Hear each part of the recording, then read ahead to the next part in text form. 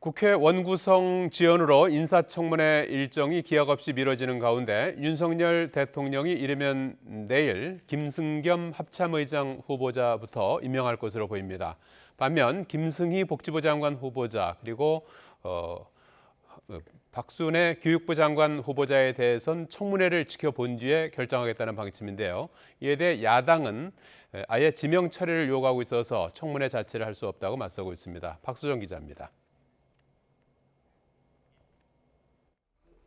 원인철 합참의장 퇴임이 내일로 다가오면서 윤석열 대통령이 귀국한 지난 1일 김승겸 합참의장 후보자를 바로 임명할 것으로 예상됐습니다. 실제로 대통령실에서도 대통령 재가만 남겨두고 모든 준비를 마친 것으로 전해졌는데 일단 연기됐습니다. 주말 사이 여야 협상 타결로 청문회 일정이 정해질 수 있으니 지켜본 뒤에 하자는 의견이 반영된 것으로 전해졌습니다. 그러나 여야 합의가 불발된 만큼 이르면 내일 임명할 가능성이 커졌습니다. 대통령실 관계자는 YTN에 북한 도발이 계속되는 상황에서 합참의장은 안보와 직결되는 자리인 만큼 공백이 생겨선 안 되며 별다른 결격 사유도 없지 않느냐고 말했습니다. 다만 합참의장만 임명할 경우 자칫 박순애 부총리 겸 교육부 장관 후보자와 김승희 복지부 장관 후보자는 낙마 가능성으로 읽힐 수 있다는 점을 고심하고 있다고도 전했습니다.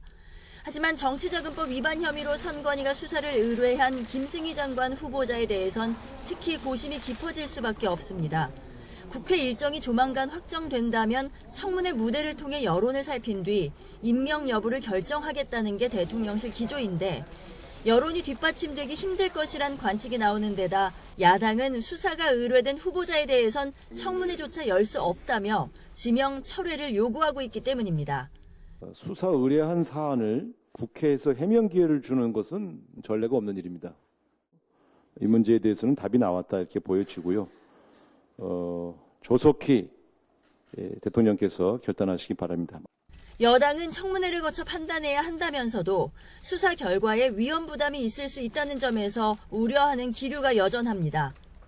수사 결과가 나올 때까지 기다릴 수도, 결과가 나온 뒤에 인사를 번복할 수도 없는 상황이라 새 정부의 부담을 덜기 위해선 김승희 후보자 스스로 결단을 내려야 한다는 목소리가 여권 내에서도 커지고 있습니다. YTN 박소정입니다.